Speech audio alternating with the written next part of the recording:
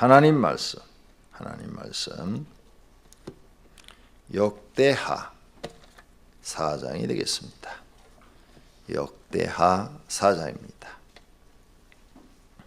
솔로몬도 노수로 제단을 만들었으니 길이가 20규빗이요 너비가 20규빗이요 높이가 10규빗이며 또 노술과 바다를 만들었으니 실은 20규빗이요 그 모양이 둥글며 그 높이는 5규빗이요 주위는 30규빗 길이의 줄을 두를만 하며 그 가장자리 아래에는 돌아가며 소 형상이 있는데 각 규빗에 소가 10마리씩 있어서 바다 주위에 둘렸으니 그 소는 바다를 부어 만들 때 2줄로 부어 만들었으며 그 바다를 로세 황소 12마리가 바쳤으니 3마리는 북쪽을 향하였고 3마리는 서쪽을 향하였고 3마리는 남쪽을 향하였고 3마리는 동쪽을 향하였으며 바다를 그 위에 놓았고 소의 엉덩이는 다 안으로 향하였으며 바다의 두께는 한 손 너비만 하고 그 둘레는 잔둘레와 같이 백합화의 모양으로 만들었으니 그 바다에는 3,000 밭을 담겠으며 또 물두멍 10개를 만들어 5개는 오른쪽에 두고 5개는 왼쪽에 두어 씻게 하되 번제에 속한 물건을 거기서 씻게 하였으며 그 바다는 제사장들이 씻기 위한 것이더라. 또 규례대로 금으로 등잔대 10개를 만들어 내전 안에 두었으니 왼쪽에 5개요 오른쪽에 5개요 또 상 10개를 만들어 내전 안에 두었으니 왼쪽에 5개요 오른쪽에 5개며 또 금으로 대전 100개를 만들었고 또 제사장의 뜰과 큰 뜰과 뜰 문을 만들고 그 문짝에 놋을 입혔고 그 바다는 성정 오른쪽 동남방에 두었더라. 후람이 또 속과 부삭과 대접을 만들었더라.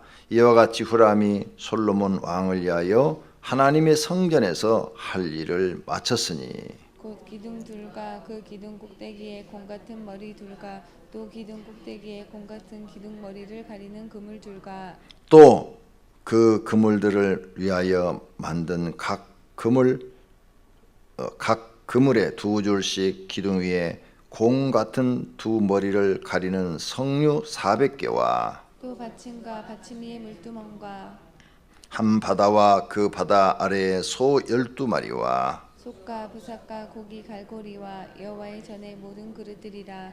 후람의 아버지가 솔로몬 왕을 위하여 빛나는 노수로 만들 때에 왕이 요단 평지에서 숫꽃과 스레 사이에 진에게 그것을 부어 내었더라. 이와 같이 솔로몬이 이 모든 기구를 매우 많이 만들었으므로 그 논 무게를 능히 측량할 수 없었더라.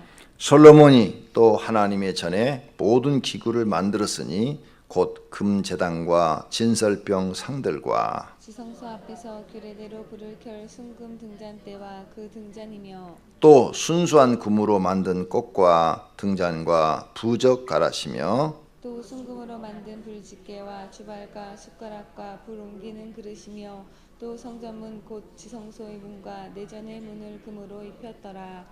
아멘.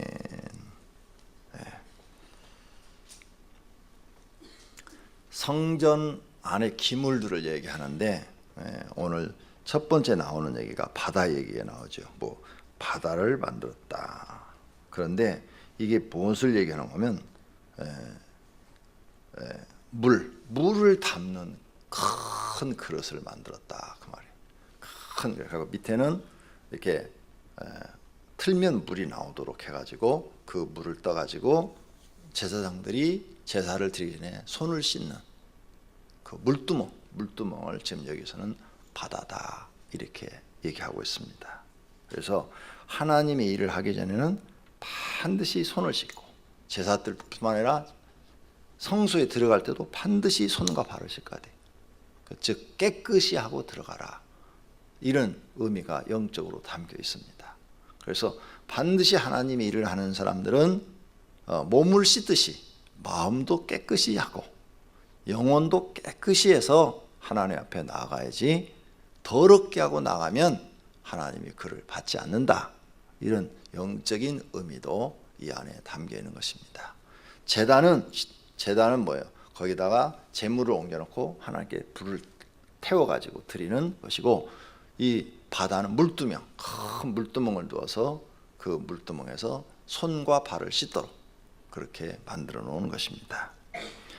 자, 그 외에도 뭐 성전 안에 이제 성소가 있고 지성소가 있는데, 성소 안에 지금 금 등잔대, 또 무슨 또 진설병을 얹어 놓는 그 상 뭐 이런 걸 만들었더라 그랬어요.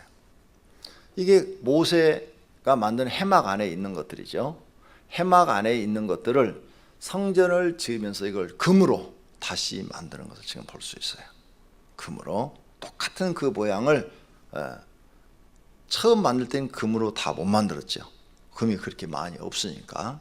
그런데 이제 금으로 이것을 다 만들어서 드립니다. 그래서 19절에 보니까 솔로몬이 또 하나님이 전에 모든 기구를 만들었으니 곧 금제단, 진설병, 뭐 그다음에 20절에 순금 등잔대, 금도 그냥 순금으로 다 이렇게 만들어서 성전 기물을 다 채우는 것을 볼 수 있습니다. 다윗이 준비를 여러 해 동안 했는데 그것도 모자라 가지고 또 솔로몬이 엄청난 돈을 들여서 하나님의 성전 안에 이런 필요한 물건들을 채워 넣는 것을 볼 수 있어요. 왜 이랬을까? 왜 이랬을까? 솔로몬이 왜 이렇게 했을까? 아버지가 유언해서, 다윗이 유언했죠? 성전을 지으라고. 그래서 했을까? 아니면 솔로몬이 하나님을 사랑해서 이렇게 했을까? 아버지 유언도 있지만 아버지가 아무리 유언해도 솔로몬이 하나님에 대한 믿음이 없고 사랑이 없으면 이렇게 안 하죠. 왕이 돌아가신 조상이 유언했다고 다 지킨 왕은 없잖아요. 자기가 안 지키면 고만이지.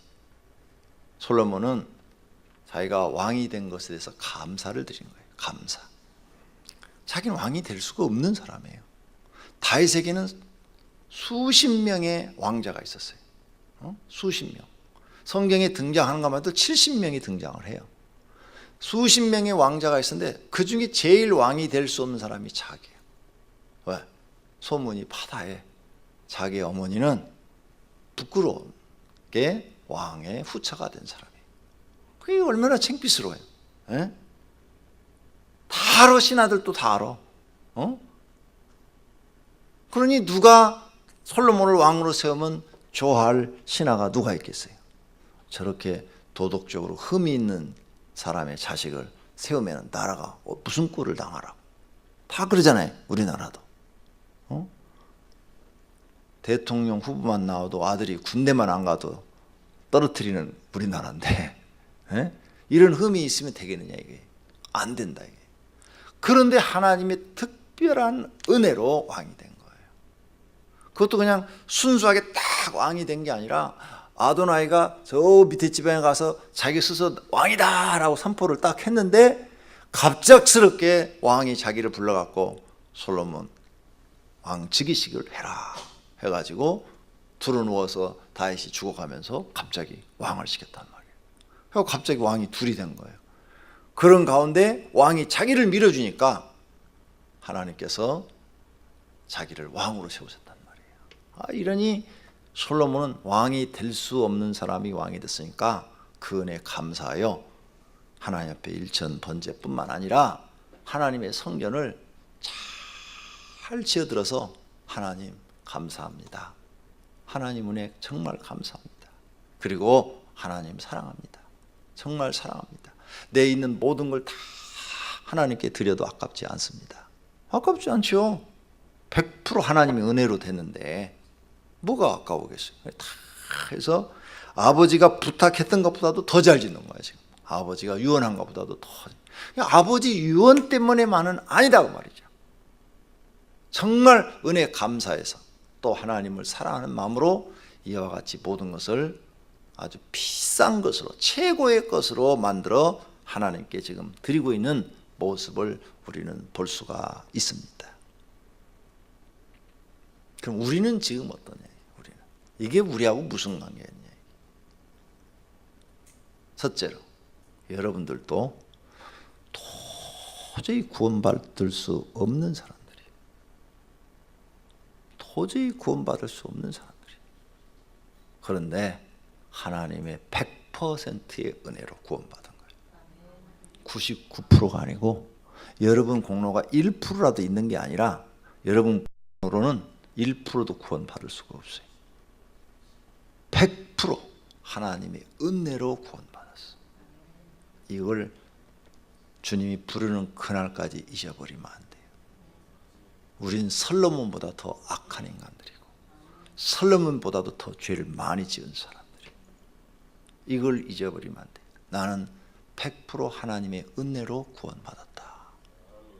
두 번째, 구원받은 것도 감사한데 하나님께서 나 같은 사람을 교회에 일꾼으로 써주신다는 거죠. 같은 죄인을 목사로 하나님이 써주신다는 거예요.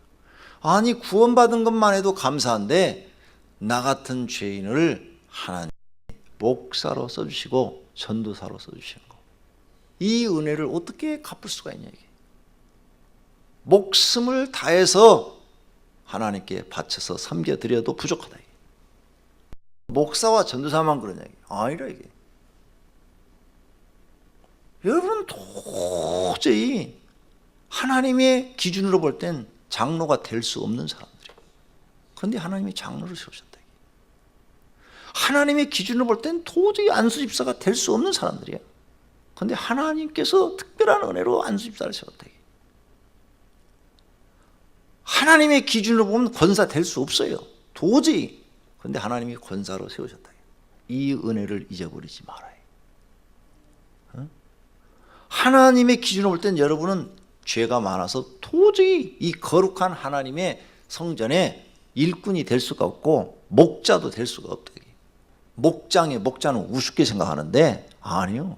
여러분의 죄를 다 드러내놓으면 목자도 될 수도 없다. 그런데 하나님이 목자로 여러분을 세워서 하나님의 양을 맡겨줬다. 이 은혜가 얼마나 크고 감사한 일이냐. 만약 이렇지 않다면 여러분이 나는 목사할 수 있어요, 나는 전도사 할 자격이 있어요, 하나님 나는 선하게 살았어요, 이럴 자신 있는 사람이 있으면 나와봐라. 하나님 한번 내놔봐라. 아무도 없다. 그러니까 하나님 앞에서 하나님이 지금 내게 주신 것이 얼마나 감사하고 얼마나 큰 은혜를 내가 받고 있는가를 잊지 말고 솔로몬처럼 감사한 마음으로 충성하고 감사하는 마음으로 헌신하고 내 귀한 걸 다 들여서 감사의 표현을 하고 하나님을 사랑해야 되는 줄로 믿습니다. 그거 가르치려고 지금 이거 기록한 거예요. 우리한테 그거 가르치려고. 하나님이 금덩어리 받는 거 그거 좋아하는 거 아니에요? 하나님은 금덩어리 원하지 않아요. 그러니까 하나님이 다윗이 왕이 됐을 때까지 야, 내가 모세한테 성막을 지으라고 했는데 너네는 지금 400년이 지났는데도 누구 하나 그것을 천막을 기어가지고 계속 누더기처럼 그렇게 사용하면서 너네는 집에서 살면서 성전 하나도 안 짓냐? 이렇게 하나님이 말씀하신 적이 한 번도 없으시다. 솔로몬이 지금 이 성전을 짓기까지 하나님을 예배하는 처소가 텐트였어요. 텐트. 400년이라는 세월이 흐르다 보니까 떨어지면 또 짓고 떨어지면 또 짓고 또 짓고 완전 다 낡아가지고 누더기처럼 됐을 거 아니에요. 그래도 하나님은 내 성막을 다시 해라, 고급스럽게 다시 해라, 이렇게 말씀하신 적이 없다. 이게. 하나님은 그게 중요한 게 아니에요. 하나님은 그들의 마음이 중요한 거예요. 마음. 그래서 다윗이 하나님의 성전을 건축할 마음을 갖자. 그 마음만으로도 기쁘다고 그러셨어요. 하나님. 내가 지금까지 너처럼 그렇게 생각하는 사람을 내가 본 적이 없다. 다윗, 너는 정말 나를 사랑하고 내가 너에게 베푼 은혜를 아는 사람이구나. 그리고 네 마음을 다 받았으니 너는 안 지어도 좋다. 또 너는 지을 수 없다. 전쟁을 많이 했으니까. 그러니까 너는 짓지 말고 네 아들에게 짓도록 내가 허락한다. 그러니까 네 아들한테 성전을 짓도록 하도록 해라.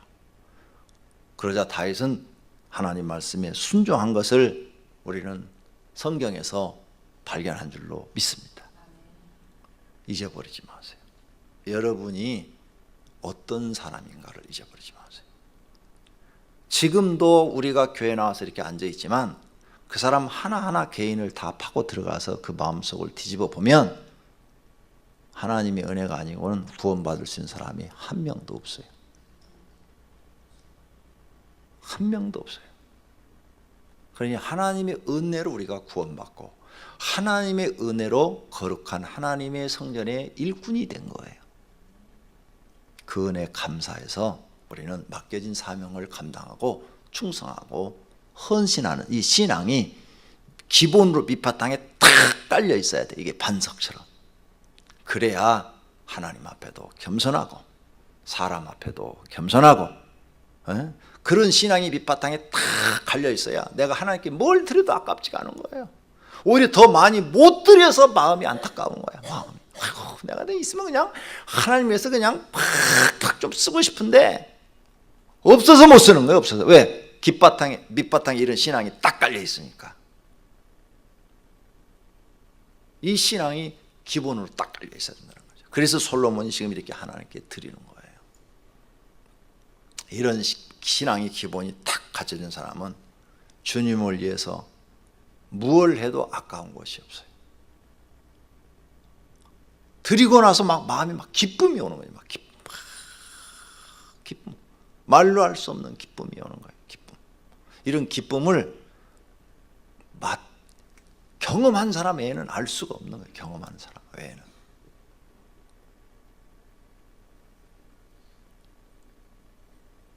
여러분이 이 소아 성전을 건축하면서 헌금을 드렸어요. 과연 그런 기쁨을 느껴봤냐? 하나님께 드리고 그런 기쁨. 마음속에서 막 희열이 올라온다고 그래요. 희열이. 막 이게 올라오면요. 너무 기뻐서 막 발이 땅에 안 닿는 그런 기분으로 걸어다녀요. 구름 위를 걷는 그런 기분으로. 너무너무 마음속에 기쁨을 하나님 주시는 거예요. 그런 경험을 하신 분, 이 소아 성전을 건축하면서 헌금을 드리고 막 그런 기쁨을 하나님이 주신 분은 100% 하나님이 축복하십니다. 100% 하나님이 축복하셔요. 왜?